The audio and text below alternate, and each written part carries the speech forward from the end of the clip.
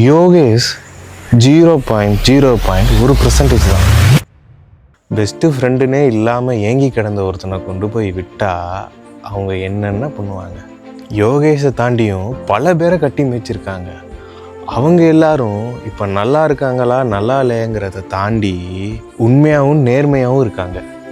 இது எல்லாத்தையும் எதுக்கு யோகேஷ்க்கு அவங்க பண்ணுறாங்கன்னு பார்த்தா, அவங்க யோகேஷை அவங்க குடும்பத்தில் ஒருத்தனா பார்த்துருக்காங்க.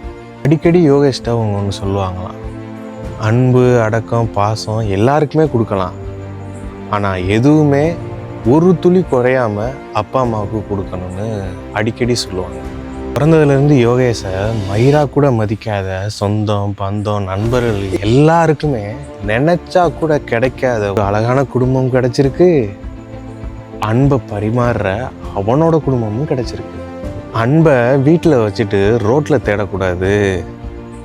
நமக்கு யார் உண்மையாக இருக்காங்களோ அவங்களுக்கு நம்ம ரொம்ப உண்மையாக இருக்கணுங்கிறத யோகேஷ் 2026 இந்த நேரத்தில் தெரிஞ்சுக்கிட்டான்.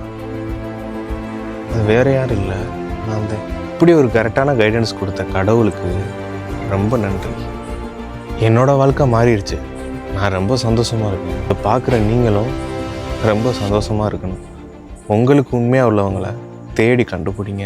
நம்ம ஒருத்தவங்களுக்கு உண்மையாக இருக்கணும்னா அவங்க திருப்பி நமக்கு உண்மையாக இருக்குன்னு அவசியம் இல்லை. ஆனால் நமக்கு ஒருத்தவங்க உண்மையாக இருக்காங்கன்னா அவங்களுக்கு நம்ம சாகிற வரை உண்மையாக இருக்கணும்.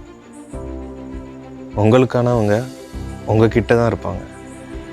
தேடி பிடிங்க.